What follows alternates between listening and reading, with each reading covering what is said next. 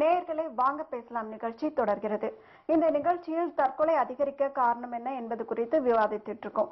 Madam, இப்ப கூட்டு குடும்ப வாழ்க்கையில இல்லாததுதான், கூட்டு குடும்ப வாழ்க்கை இல்லாதது தற்கொலைக்கு ஒரு காரணமா சொல்லியிருக்காங்க மேம். அதாவது பெரும்பாலும் 50 வயதிற்கு மேற்பட்டவர்கள் தனிமைப்படுத்தப்படுறதுனால அவங்க இத பத்தி நீங்க என்ன மேம் சொல்றீங்க? அப்ப தற்கொலை ஏஜ் குரூப் வழி பார்த்தோம்னா 15 to 24 அதிகமா இருக்கும். இன்னொன்னு பார்த்தா இப்போ ரீசெண்டா ரொம்ப வருத்தப்பட வேண்டிய விஷயம் என்னன்னு பார்த்தோம்னா 60 இயர்ஸ்க்கு மேல சூசைட்ஸ் கொஞ்சம் ஜாஸ்தியா இருக்கு. அப்படின்னு பார்த்தோம்னா இந்த எம்டி நெஸ்ட் சிண்ட்ரோம்னு சொல்லுவாங்க. அதாவது குழந்தைகள்லாம் அவங்கவுங்க செட்டில் ஆகி போயிடுறாங்க. அந்த பெற்றோர்களுக்கு வாழ்க்கை துணையும் இறந்து போறதுக்கான வாய்ப்பு இருக்கும்போது அந்த தனிமைன்னு ஒரு விஷயம் இருக்கு இல்லையா? ஏன்னா சூசைடுக்கு ஒரு ரீசன் இட்ஸ் லோன்லினஸ். அந்த லோன்லினஸ்ல அவங்களுக்கு என்ன பண்றதுன்னு தெரியல. ஏன்னா ரொம்ப பிஸியான வாழ்க்கை வாழ்ந்திருப்பாங்க. திடீர்னு நம்மளை சுத்தி யாருமே இல்லை அப்படின்னும் பொழுது நமக்கு மரியாதை இல்லை. அவங்களுடைய எண்ணங்கள் எப்படி போகும்னே சொல்ல முடியாது. நெகட்டிவ் தாட்ஸ் நிறைய வரதுக்கான வாய்ப்புகள் இருக்கு. ஸோ அந்த 60க்கு மேல இன்னைக்கு இப்போ ரீசெண்டா அந்த சூசைட்ஸ் கொஞ்சம் ஜாஸ்தியா இருக்கு. ஆனா அந்த 15 to 24 அதிகமா இருக்கு. ஏன்னு பார்த்தோம்னா அந்த பீரியட் ஒரு டிரான்சிஷன் பீரியட். அதாவது ஒரு சைல்டு ஒரு அடல்ட்டா மாறக்கூடிய பீரியட் அந்த பீரியட்ல. ஸோ அப்பதான் அந்த ஹார்மோனல் சேஞ்சஸ், எண்டோக்ரைன் செக்ரேஷன்ஸ் இதெல்லாம் இந்த சேஞ்சஸ் ஏற்படும் பொழுது கொஞ்சம் எமோஷனல் வேரியேஷன்ஸ் இருக்கும். அந்த டைம்ல அப்ஸ் அண்ட் டவுன்ஸ் இருக்கும், மூட் ஸ்விங்ஸ் இருக்கும். தனிமைப்படுத்த விடாம அவங்களுக்குன்னு ஒரு முக்கியத்துவம் இம்பார்ட்டன்ஸ் கொடுத்து இந்த மாதிரி அவங்களையும் தன்னோட மகன்கள் பாதுகாத்துக்கிட்டா தற்கொலை அவங்களுக்கு அந்த மாதிரி எண்ணமே வராது இல்ல. கண்டிப்பா. ஆனா டு பி சேட் சொல்ல போனோம்னா இந்த பெற்றோர்களே அதுக்கு காரணமா இருக்காங்க. டே நீ அமெரிக்கா போய் சம்பாதிச்சாதான்டா எனக்கு கௌரவம்ன்றாங்க. அமெரிக்கா போய் அங்க போய் படிச்சுட்டு வேலை பார்த்துட்டு இருக்கிற பையனை திருப்பி வாழனா எப்படி வர முடியும்? அங்க போய் இவங்களால செட்டில் ஆக முடியாது. சோ கண்டிப்பா அந்த தனிமைங்கிறது இட் இஸ் உறுதிப்படுத்தப்படுகிறது. ஏன்னா பையன் எங்க போகணும், வெளிநாட்டுல போய் வேலை செஞ்சாதான் எனக்கு கௌரவம். பொண்ணை எங்க கட்டி கொடுக்கணும், அமெரிக்க மாப்பிள்ளைக்கு கட்டி கொடுப்பேன், இல்லைன்னா ஆஸ்திரேலியா மாப்பிள்ளைக்கு கட்டி கொடுப்பேன். சோ பொண்ணையும் பையனையும் வெளியூர் அனுப்பிடுறாங்க. தனிமை நேச்சுரல் ஆயிடுறது இல்லையா, இயற்கை ஆயிட்டு இருக்கு. இப்ப நடிகைகள் பாத்தீங்கன்னா பெரும்பாலும் இந்த சில்க் ஸ்மிதா, சோபா, இவங்க ஜியா கான் இவங்கெல்லாம் பாத்தீங்கன்னா நிறைய தற்கொலை பண்ணிக்கிறாங்க. இவங்க இவங்களுக்கு பாலியல் ரீதியான தொந்தரவு இருக்கும், இல்ல வேற என்ன மாதிரியான ரீசன்னால சார் இவங்க நடிகைகள் தற்கொலை இப்ப அதிகமாகிட்டே வருது? நான் அந்த நடிகைகள் தற்கொலை பற்றி இந்த செய்தி இதெல்லாம் போய் பார்த்தேன். நான் நெட்ல போய் பார்த்தீங்கன்னா யார் யார் இறந்திருக்காங்க அப்படின்னு பார்த்தீங்கன்னா சாதாரண துணை நடிகையில இருந்து மிக புகழ் வாய்ந்த ஒரு ஹீரோயினை நடிச்சவங்க வரைக்கும் எல்லாருமே இந்த தற்கொலையில ஈடுபட்டிருக்காங்க. நீங்க ஷோபால இருந்து, சில்க் சுமிதால இருந்து, சமீபத்தில் மரணம் அடைந்த ஒரு காமெடி நடிகை வரை பாத்தீங்கன்னா அந்த நடிகை துணை நடிகையா இருக்கலாம், அல்லது மிகப்பெரிய வெற்றி நடிகையா இருக்கலாம். ஷோபாலாம் ஒரு மிக சிறந்த நடிகை, அவங்கெல்லாம் தற்கொலை பண்ணிக்கிட்டாங்க. இதுல இந்த நடிகைகளோட வாழ்க்கையில பாத்தீங்கன்னா ஒரு பெரிய ஒரு சோகம் என்னன்னா, இந்த நடிகைகள் யாருமே தங்களுக்காக வாழ்ந்தவங்க கிடையாது. நீங்க எந்த நடிகையா இருந்தாலும் பாத்தீங்கன்னா அவங்களுடைய குடும்பத்துக்காகவும், அவங்களுடைய குடும்பத்தில் உள்ளவங்க எல்லாம் அந்த நடிகை சம்பாதிக்கிறத வச்சு பல்வேறு சோகங்களை அனுபவிச்சிருக்காங்க சார். ஆனா இந்த நடிகை இவங்க நல்ல புகழ் பெற பாத்தீங்கன்னா இரவு பகல் அதாவது நேரம் இல்லாம அவங்க கால் ஷீட்டுக்காக கெஞ்சுவாங்க. அப்போ நைட் அண்ட் டே அவங்க போய் ஒர்க் பண்றாங்க. அவுட்டோர் போறது, வெளியே போறது. அதாவது இவங்களுடைய உழைப்பு மிக மிக அதிகம், தூக்கம் அவங்களுக்கு குறையிறது. இதுல என்ன அந்த மாதிரி இப்ப அவங்க போறப்ப போதை பழக்கத்துக்கும் ஆளாகிறதா சொல்லி சொல்றாங்க. அது கூட ஆளாகி அது ட்ரக்ஸ் அடிக்ட்டுக்கு ஆளாகி அதாவது நான் அந்த சப்ஜெக்ட்ல போக இருக்கலாம். அதாவது எப்படின்னா அந்த மாதிரி சில பேர் இருக்கலாம். அதுல என்னன்னா இதுல இறந்து போனவர்களுடைய ஏன் இறந்தாங்கன்னு பாத்தீங்கன்னா இவங்க நிறைய பேர் ஏமாத்திருக்காங்க. நீங்க பாத்தீங்கன்னா அதாவது நிறைய பேர் இந்த நடிகையை அவங்க கிட்ட இறக்கப்படுற மாதிரி நடிச்சு, அவங்கள காதலிக்கிற மாதிரி நடிச்சு, அவங்களுடைய சொத்துக்களை ஏமாத்தி பிடிக்கிட்டு போறது, அவங்களுடைய பணத்தை பிடிக்கிட்டு போறது, இந்த மாதிரி இவங்க பொருளாதார ரீதியாக நடிகைகள் பாதிக்கப்பட்டதுனால தற்கொலை பண்ணிட்டு இருக்காங்க. இந்த நடிகைகள் என்னன்னா தனக்காக வாழாமல் தன்னுடைய குடும்பத்துக்காகவும் தன்னுடைய சொந்தங்களுக்காகவும் எல்லாவற்றையும் இழந்து, அவங்க இழக்கக்கூடாதெல்லாம் கூட இழந்து மிக மிக அவங்களுக்காக அவங்க வாழ்க்கைக்காக எதுவுமே வச்சுக்காம, நீங்க சொன்ன மாதிரி போதை பழக்கம்ன்றது ஒரு இருக்கலாம். அதாவது எல்லாரையும் சொல்ல முடியாது நம்ம அப்படி. ஆனால் தன்னுடைய வாழ்க்கையை கடைசியை தொலைச்சிடுறாங்க. இந்த துணை நடிகைகள் யாருன்னு பாத்தீங்கன்னா ஹீரோயின் ஆகணும்னு கனவு கொண்டு வந்த பலர் பேர் பாத்தீங்கன்னா அவங்க ஹீரோயின் ஆக முடியாம துணை நடிகைகளாய் போய் மிக மிக குறைந்த சம்பளம், இந்த குறைந்த சம்பளத்துல வாழ முடியாமல் வாழ்க்கையில் வழி தவறி போய் அதில் நிறைய பேர் தற்கொலை பண்ணிக்கிறத பார்க்கணும். இந்த கலைத்துறையில என்ன நான் எதிர்பார்க்கிறேன்னா துணை நடிகைகள் இருக்காங்க பார்த்தீங்களா, இவங்கெல்லாம் மிக மிக குறைவான சம்பளம். இவங்களுக்கு அரசு வந்து ஏதாவது ஒரு வாரியம் மாதிரி அமைச்சு இந்த துணை நடிகைகளுக்கு இவங்களுக்கு உள்ள வாழ்க்கைக்கான வசதிகள், குறைந்தபட்ச வசதிகள் உருவாக்கி தரத்துக்கான முயற்சி வந்து அரசு எடுக்கணும். ரெண்டாவது கூட்டு குடும்பம் பத்தி சொல்லிட்டு இருந்தீங்க. இந்த கூட்டு குடும்ப முறைன்றது சமீப காலமா சிதைஞ்சு போச்சு, அது கிடையாது. கூட்டு குடும்ப முறை இருக்கும்போது தற்கொலை எண்ணங்கள் மிக குறைவாக இருக்கும். எப்படி குறைவாக இருக்குன்னா, ஒரு பெண்ணுக்கு வந்து தன்னுடைய பிரச்சனைகளை சொல்றதுக்கான ஒரு யார்கிட்டயோ போய் சொல்லலாம். ஒரு மாமியார்கிட்டயோ, ஒரு நாத்தனார்கிட்டயோ, ஒரு அண்ணிக்கிட்டயோ யார்கிட்டயோ போய் சொல்லி இந்த மாதிரி எனக்கு இந்த பிரச்சனை இருக்கு, இந்த ப்ராப்ளம் இருக்குன்னு சொல்லலாம். இப்போ அந்த மாதிரி சொல்றதுக்கான வாய்ப்பு இல்லை. இது காரணம் என்னன்னா, பெண்கள் இப்போ நல்லா படிக்க ஆரம்பிச்சிட்டாங்க. எல்லா பேரும் நல்லா படிச்சு நல்ல வேலைக்கு போய் நிறைய சம்பளம் வாங்கினவனே முதல் கண்டிஷன் போடுறாங்க. பொண்ணு பார்க்கும்போது கல்யாணம் ஆனவனே உங்க வீட்டுக்கு நான் வரமாட்டேன், தண்ணி குத்தனம் போனோம் அப்படின்னு தான் இன்னைக்கு 190% பொண்ணுங்க முதல் கண்டிஷன் போடுறாங்க. இவங்க என்ன பண்றாங்கன்னா, கல்யாணம் கட்டி அந்த மண்டபத்திலேருந்து அப்படியே கிளம்பி தனி பிளாட்டுக்கு புருஷன் கூட போயிடணும், மாமியாரெல்லாம் மாமனாரெல்லாம் நம்ம பார்க்கக்கூடாது அப்படின்ற ஒரு எண்ணத்துக்கு இன்னைக்கு படித்த நாகரிக சிந்தனை உள்ள பெண்கள் வந்துட்டாங்க. இதுல என்ன பிரச்சனை இருக்குன்னா, அவங்க தனியா இருக்கும்போது நல்லதும் இருக்குது கெட்டதும் இருக்குது. கணவனை இவரும் ஒருவருக்கு ஒரு புரிந்தீங்கன்னா பரவாயில்ல, ஒருத்தருக்கு ஒரு சரியான அண்டர்ஸ்டாண்டிங் இல்லைன்னா தன்னுடைய குறைகளை சொல்றதுக்கு ஆள் கிடைக்காது. அப்ப அந்த குறையை போய் பக்கத்து வீட்டுல அண்டை வீட்டுல சொல்றாங்கன்னு வச்சுக்கோங்க, அவங்க நல்லவங்களா இருந்தா பரவாங்க, அவங்க இந்த நடுவு கண்டுங்கன்னு இவங்களை வந்து ஓஹோ இந்த மாதிரி புருஷனுக்கு பொன்னாடிக்கு பிரச்சனை போடுன்னு சொல்லிட்டு அவங்க ஏதாவது இவங்க டார்ச்சர் பண்ணாலோ அல்லது வேற ஏதாவது ஹராஸ்மெண்ட் பண்ணாலோ அவங்களுடைய வாழ்க்கை பாழா போயிடுது. இரண்டாவது, பெண்களை பொறுத்த வரைக்கும் கணவன் மட்டுமல்ல, அந்த கணவன் சார்ந்த மற்ற உறவுகளோடு இல்லீகல் நல்ல ஒரு அப்படி கிடையாது. அந்த மாதிரி கூட தற்கொலை அதிகமா இருக்கு. கணவன் மனைவிக்குள்ள கருத்து வேறுபாடு. அது காரணம் என்னன்னா, இன்னைக்கு உள்ள அந்த அவமானம் இப்ப கணவனுக்கோ இல்ல மனைவிக்கோ இல்லீகல் கான்டாக்ட்ஸ் இருக்கும்போது அவங்க வந்து தெரிய வரப்ப அந்த அவமானம் தாங்க முடியாம ஒருவருக்கு புரிதல். அதாவது எப்படின்னா, ஒருவருக்கு நல்லா புரிஞ்சுக்கிட்டு அவங்க இருந்தாங்கன்னா பிரச்சனை கிடையாது. இதுல என்னன்னா, வெளிநாடுகளுக்கு வேலைக்கு போறது அல்லது வந்து அவங்க பொருளாதார ரீதியான பிரச்சனைகள், நிறைய பிரச்சனைகள் இருக்கு, சைக்கலாஜிக்கல் பிரச்சனைகள். இந்த மாதிரி பிரச்சனைகள்ல யாராவது கணவனோ அல்லது மனைவியோ வழி தவறி போகும்போது அந்த கோபத்தின் காரணமாக கொலை அல்லது தற்கொலை நிகழுது. இந்த மாதிரி தற்கொலைகள் அடிக்கடி நம்ம பத்திரிகை செய்தியா பார்க்கிறோம்.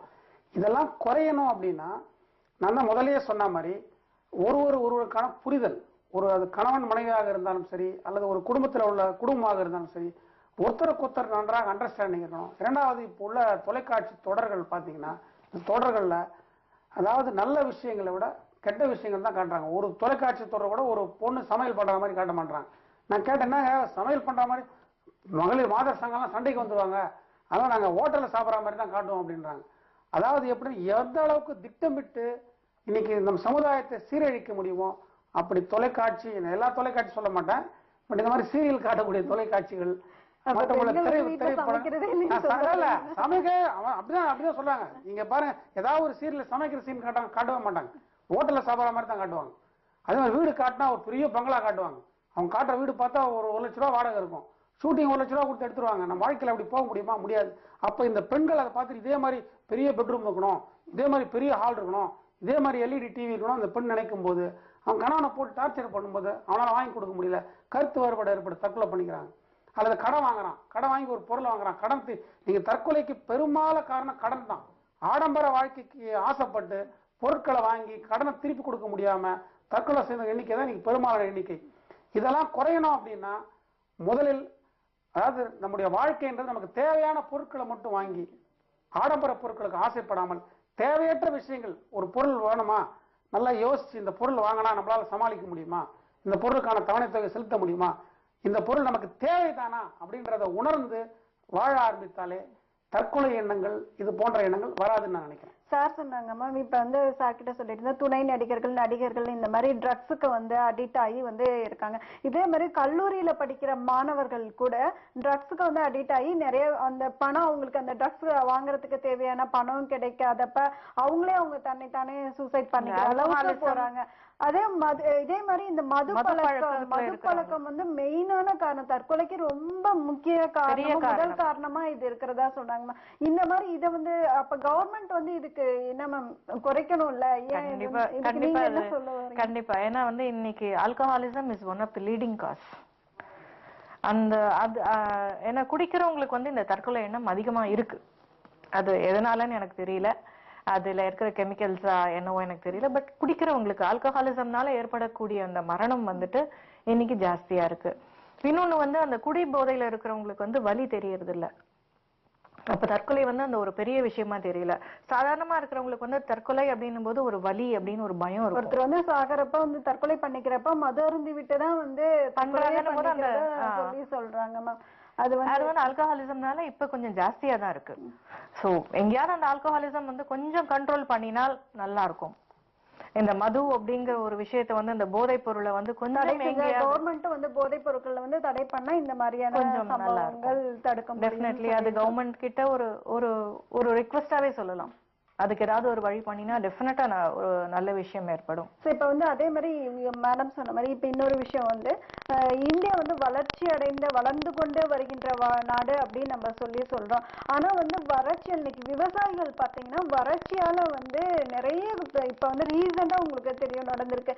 நிறைய விவசாயிகள் தற்கொலை பண்ணிட்டு இருந்தாங்க. வளர்ந்துகிட்ட வர நாடு அப்படின்னு சொல்றப்ப விவசாயிகள் தற்கொலை அதிகரிச்சுட்டே போகுது.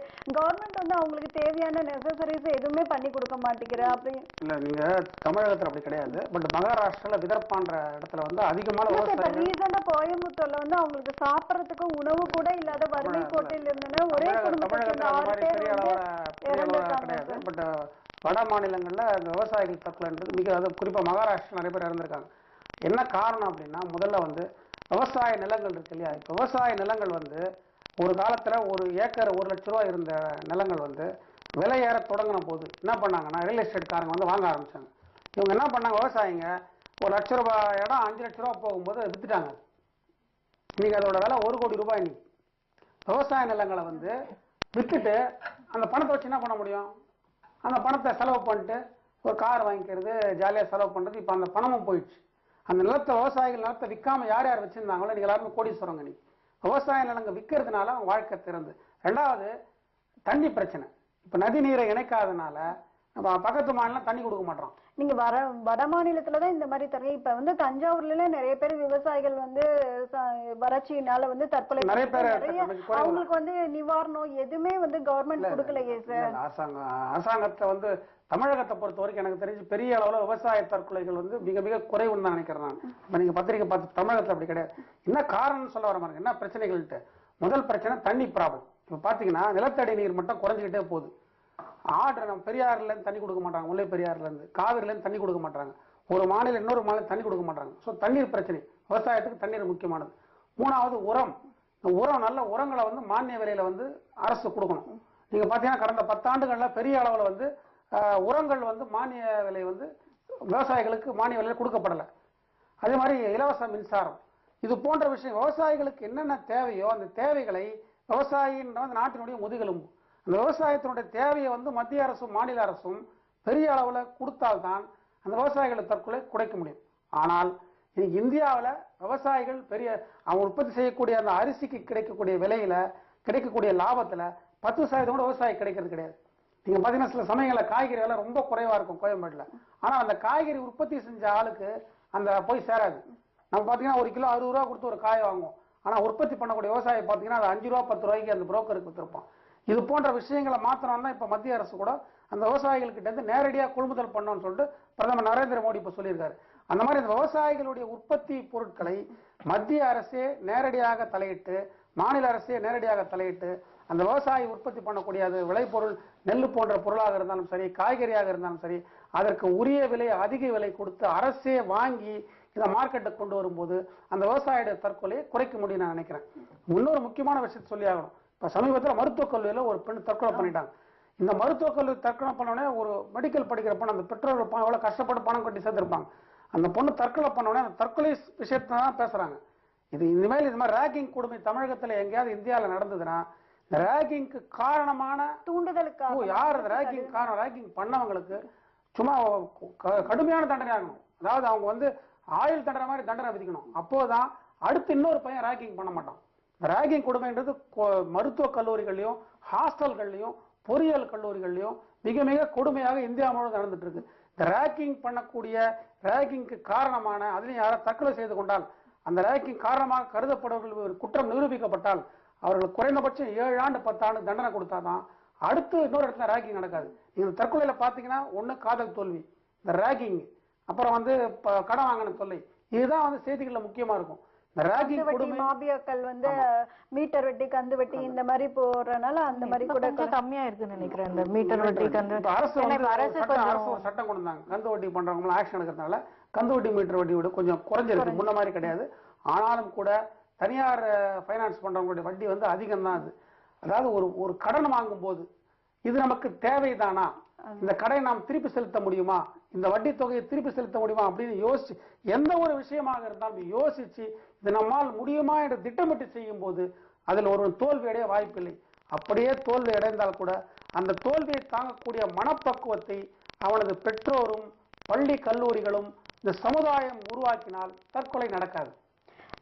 சார் சொன்னாங்க மேம், தற்கொலை தூண்டுறவங்களுக்கு தூண்டி விடுறவங்களுக்கு கடுமையான தண்டனை கொடுக்கணும்னு சொல்றாங்க மேம். ஆனா வந்து தற்கொலை ரஷ்யாவில வந்து ஒரு இது சொல்லியிருக்காங்க மேம், தற்கொலை விரும்பிகளும் அது தூண்டி விடுற இணையதளங்களும் வந்து 100க்கும் மேற்பட்ட இணையதளங்கள் அந்த மாதிரி இருக்கு. அவங்க சொல்றாங்களா இந்த மாதிரி நீங்க இந்த மாதிரி எல்லாம் சூசைட் பண்ண, இவங்க கேக்குறப்ப நாங்க எப்படி சூசைட் பண்ணிக்கிறது அப்படின்னு கேக்குறப்ப அவங்க சில வழிமுறைகள் சொல்றாங்க, வழி இல்லாத வழிமுறைகளை சொல்றாங்க. அவங்க வந்து எப்படி ஈஸியா வந்து தற்கொலை பண்ணிக்கலாம் அது மாதிரி. இதை பத்தி நீங்க என்ன மேம் சொல்றீங்க? இன்னும் நிறைய இருக்கு. இந்த மாதிரி நீங்க நெட் ஓபன் பண்ணீங்கன்னா எப்படி வந்துட்டு வழி இல்லாம போலாங்கிற அளவுக்கு நிறைய விஷயங்கள் கொடுக்குறாங்க, which is not necessary. So இத நம்ம என்ன பண்ணணும்னா கொஞ்சம் வந்துட்டு அதாவது நம்ம நாட்டை நம்ம காப்பாத்திக்கணும்னு சொன்னோம்னா பசங்களை வந்து அந்த மாதிரி ஒரு சர்ஃபிங்க்கு அனுப்பாம இருக்கிறது பெட்டர். பெற்றோர்கள் வந்துட்டு இன்னைக்கு நான் வந்துட்டு என் பசங்களுக்கு ஃப்ரீடம் கத்துக்கிறேன், குளோபலைஸ் பண்றேன், எல்லாமே என் பசங்க தெரிஞ்சுக்கணுங்கிறதுக்காக நெட் யூஸ் பண்றதுக்கு நிறைய அலோவ் பண்றாங்க. ஆனா அவங்க வந்து கொஞ்சம் கண்காணிக்கணும், எந்த மாதிரி சைட்ஸ் போறாங்க, எந்த மாதிரி விஷயங்கள் பாக்குறாங்க. இன்னைக்கு எல்லாத்த விட அதிகமான அடிக்ஷன் பாத்தீங்கன்னா ஃபேஸ்புக் அடிக்ஷன்.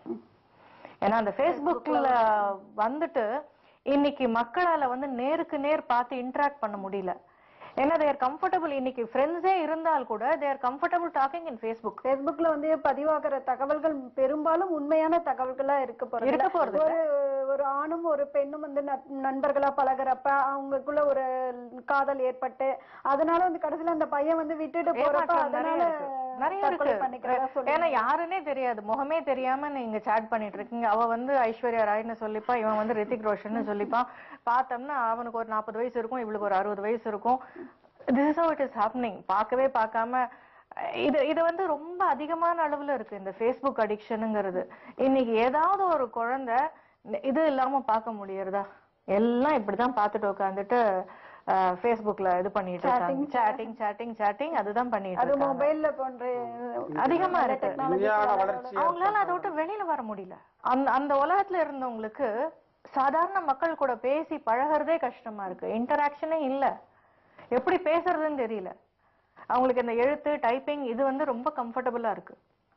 இது வந்து பிற்காலத்துல வந்துட்டு மனுஷன் பேசுறதுக்கே வந்து ஒரு தடையா இருக்கிற அளவுக்கு ஆயிடும். இப்ப இணையதளங்கள் காரணம்னு சொல்றப்ப இந்த ஃபேஸ்புக் பயன்படுத்துறது மோஸ்ட்லி பெரும்பாலும் பயன்படுத்துறது வந்து டீனேஜ் தான் ரொம்ப அதிகம் பண்றாங்க. இப்ப வந்து இவங்களுக்கு வந்து இந்த கட்டுப்பாடை விதிச்சா வந்து கவர்மெண்ட் வந்து இவங்க வந்து ஃபேஸ்புக்கை வந்து பயன்படுத்தக்கூடாது அந்த மாதிரி கட்டுப்பாடை விதிச்சா பயன்படுத்தக்கூடாது நான் சொல்லல. அதாவது மேடம் இல்ல இவங்க குறிப்பிட்ட வெப்சைட் மட்டும் தான் பார்க்கணும். நீங்க பாத்தீங்கன்னா வெப்சைட் நீங்க சொன்ன தற்கொலை தூண்டக்கூடிய வெப்சைட் இருக்குன்னா அந்த வெப்சைட்டை தடை செய்ய முடியும். ஒரு அரசு நினைத்தால் அதை தடை செய்ய முடியும். அது போன்ற ஒரு ஆபாச வெப்சைட்ல தடை செய்ய முடியும். இதெல்லாம் கேட்டா என்ன சொல்றாங்கன்னா, ஒரு பெரிய ஒரு மத்திய அமைச்சர் ஒருத்தர் சொன்னார் ஒரு 6 மாசம் முன்னாடி, அதெல்லாம் நம்ம தடை செய்ய முடியாது, வெப்சைட்ல எல்லாம் வரதான் வருனாரு. ஏன் முடியாது? நீங்க பாத்தீங்கன்னா அரபு நாடுகள்ல வந்து நிறைய தடை பண்ணிருக்காங்க. எப்படி சாத்தியமாச்சாங்க? சாத்தியமாச்சு. விஞ்ஞான வளர்ச்சி நல்ல விஷயத்துக்காக ஃபேஸ்புக்கும் நல்ல விஷயம். ஒரு கல்லூரியில படிக்கக்கூடிய மாணவர்கள்லாம் ஒண்ணு சேர்ந்து ஒரு ஃபேஸ்புக் குரூப் உருவாக்கி, இப்ப நாங்க குருநானக் கல்லூரி மாணவர்கள்லாம் சேர்ந்து ஒரு ஃபேஸ்புக் உருவாக்கி இன்னும் பிரச்சனைகளை பத்தி பேசினா பரவாயில்ல. இது ஒரு ஃபேஸ்புக்ல பாத்தீங்கன்னா ஒருத்தன் ரிக்வஸ்ட் கொடுக்குறான், அவன் எங்கேயா ஒரு 10 ரூபா 5 ரூபா கொடுத்து ப்ரௌசிங் சென்டர்ல இங்கிலீஷ்னு தெரியாது, அவன் சொன்ன மாதிரி 65 வயசா இருக்கும், எனக்கு 20 வயசுன்னு சொல்லி அவன் என்ன ஒரு சொன்னா வச்சுங்க, ஓஹோ இவனுக்கு 20 வயசு போட்டுருக்கு இந்த பொண்ணு நினைச்சுக்கும். இதுல இந்த ஃபேஸ்புக்ல தரக்கூடிய தகவல்கள் இந்த எனக்கு தெரிஞ்ச இணையதளத்துல இணையதளத்துல எல்லாமே பெரும்பாலான போலி தகவல்கள் தான் கொடுக்குறாங்க. உண்மையான தகவல் கொடுக்கப்படுறது கிடையாது, எல்லாமே போலி தகவல்கள். அதாவது படிப்புல இருந்து அவங்களுடைய புகைப்படங்களை வேற ஒரு புகைப்படம் கொடுக்கறதுல இருந்து அவங்களுக்கு அவங்களுடைய உண்மையான வெளிப்பாடுகளை சொல்லாம பொய்யான தகவல்களை போலியான தகவல்களை கொடுத்து கடைசியில பாத்தீங்கன்னா இப்போ பத்திரிகையில செய்து வந்து ஏதோ ஒரு ஊர்ல இருந்து சென்னைக்கு வந்துட்டாங்க. அது ஒரு ரீசனா இருக்கு சார். இப்ப இந்த கருணை கொலைங்கிறது வந்து இப்பவும் இன்னும் இருக்கா சார்? அதை பத்தி ஒரு கருணை கொலை பத்தி சமீபத்துல சுப்ரீம் கோர்ட்ல ஒரு வழக்கு ஒண்ணு போட்டிருக்காங்க. அதாவது கருணை கொலை அவங்க வழக்கு போட்டவர் என்ன சொல்றாரு அப்படின்னா, ஒருத்தர் வந்து சிம்பிளா சொல்லுங்க, குறுகிய நேரம் தான் இருக்கு. அந்த கருணை கொலைன்னா, அதாவது ஒருத்தரால வாழ முடியாத சூழ்நிலை, ஒருத்தருக்கு உடம்பு முடியல, அதாவது ஒரு வலியோட உயிர் வாழ்ந்து கொண்டிருக்கான போது அவனை கருணை கொலை, அதாவது அவனை தற்கொலை பண்ணிக்கலாம் அப்படின்ற மாதிரி அதுக்கு சொல்லிருக்காங்க. ஒரு சில பேர் வயிற்று வலியால் தற்கொலை செய்து கொண்டார் அப்படின்னு வரும். இதை அனுமதிக்கணும்னு சொல்லி கேட்டிருக்காங்க. பட் சட்ட ரீதியாக அதை அனுமதிக்க முடியுமான்னு எனக்கு தெரியல. ஆனால் கருணை கொலை போன்ற விஷயங்கள் இந்தியால சாத்தியம் இல்லைன்னு நான் நினைக்கிறேன். இந்தியா போன்ற நாடுகள் சாத்தியம் இல்லைன்னு நினைக்கிறேன். மேம், இப்ப மனோதத்துவ நிபுணரா நீங்க வந்து தற்கொலைக்கு வந்து என்ன இறுதி கருத்தா என்ன சொல்ல போறீங்க இந்த நிகழ்ச்சியில? கண்டிப்பா தற்கொலை ஒருத்தருக்கு எண்ணம் வருதுன்னு சொன்னா 3 விஷயங்கள் இருக்கு. ஒண்ணு வந்து அவங்களுக்கு ஹோப் கிடையாது, வாழ்க்கையில வந்து நம்பிக்கை இல்ல, இழந்து போறாங்க.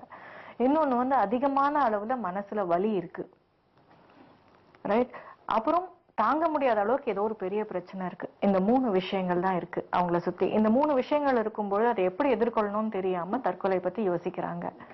இந்த 3 விஷயத்தை அட்ரஸ் பண்ணணும்னா பிரச்சனைகளை சால்வ் பண்றதுக்கு அவங்களுக்கு வந்துட்டு ட்ரைனிங் கொடுக்கணும். அந்த வலியை குறைக்கிறது எப்படிங்கிறது வந்து இந்த கூட்டு குடும்பம், நண்பர்கள், சொசைட்டி ஹெல்ப் பண்ணணும். இன்னொன்னு எதிர்காலத்தை பத்தி யோசிக்க வைக்கணும்.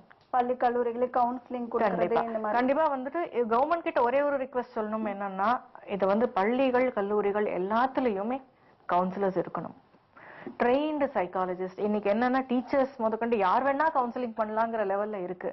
இல்ல, அதுக்காக ஒரு ஸ்கில் இருக்கு, அவங்க மட்டும்தான் கவுன்சிலிங் பண்ண முடியும். முறையான மனோதத்துவ நிபுணர்களை வந்து அந்த ட்ரைனிங், அந்த ஸ்கில்டு சைக்காலஜிஸ்ட் மட்டும்தான் வந்துட்டு அந்த கவுன்சிலிங் கொடுக்க முடியும். யார் வேணா நான் கவர்மெண்ட் வந்து ஆக்ஷன் கண்டிப்பா கல்வி முறை மாற்றப்படணும். நம்முடைய பண்பாட்டு கல்வி, நம்முடைய கலாச்சார கல்வி வந்து மாணவனுக்கு போதிக்கப்படணும். வெறும் இந்த மெக்காலே கல்வி திட்டம் என்ற கல்வி முறை மாற்றப்பட்டு எப்படி வாழ வேண்டும், எப்படி ஒழுங்காக வாழ வேண்டும், நம்முடைய பண்பாடு என்ன, நம்முடைய கலாச்சாரம் என்ன போன்ற விஷயங்களை போதிக்கப்படாமல் இந்த தற்கொலைகளை தடுக்க முடியாது என்று நினைக்கிறேன். உங்கள் கருத்துக்கள் நன்றி மேம். நன்றி. நேயர்களே, இன்றைய நிகழ்ச்சியில் தற்கொலைக்கான காரணங்கள் பற்றியும் அதை தடுப்பதற்கான வழிமுறைகள் பற்றியும் விவாதித்தோம். மீண்டும் நாளை ஒரு நிகழ்ச்சியில் சந்திக்கும் வரை விடைபெறுகிறோம். வணக்கம் மேடம். வாங்க பேசலாம் நிகழ்ச்சி பற்றிய உங்கள் கருத்துக்களை பதிவு செய்ய news@captainmedia.in என்ற மின்னஞ்சல்